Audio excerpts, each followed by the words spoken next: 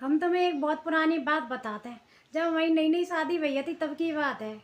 एक दिन हमारे ससुर जी बोले, बेटा हमें रायता खाना है।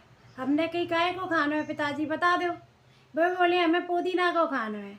उन्हें पुदीना को रायता बेजा पसंद है। तो अब हमारा तो दिमाग खराब होगा। अब हमें समझ में नहीं आया हम क्या करें। हम तो भैया पढ़े लिखे थे, हम तो पढ़ाई लिखाई में रहे। अब हम आते हो कितने साल के, 20 साल के थे मात्र। वहाँ से ज़्यादा बड़े तो हम आते नहीं। सो मेते का कल हो के कैसा रायता बनता है, कब बनाओ हो तो हम जाने। अब भैया हमारा तो दिमाग ऐसा खराब बहुत ज़्यादा। जहाँ हमारे ससुर जी बैठे वो हॉल में बैठे, बाकी बाद एक और हॉल। अब हम बहुए नाक गए, लेकिन हमारा दिमाग यही सोचे कि हम करें का।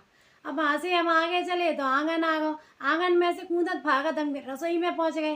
और रसोई में हम गए तो हम इतको ढूके, लेकिन हमें कचू नहीं दिखे। अब हमें समझ में नहीं आया हम क्या करें।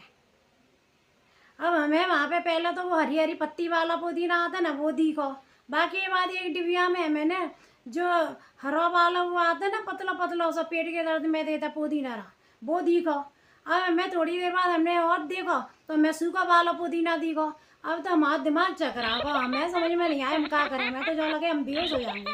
कैसे हमारी नई नई शादी भैया थी तो मैं तो बहुत ज़्यादा टेंशन हो गई कि अब हम करें का।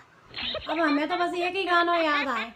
वो गाना है ना, मैं अंग्रेजी पढ़ी लिखी मेरे कर्म फूट गए मम्मी जी। ससुर जी कहे बहू रायता बना ले, रायता बनाना नहीं आता जी। अब तुम ही बताइयो हमने मन में से तीनों में से कौन सा डालो होगा। ठीक है, कमेंट जरूर करियो। ठीक है।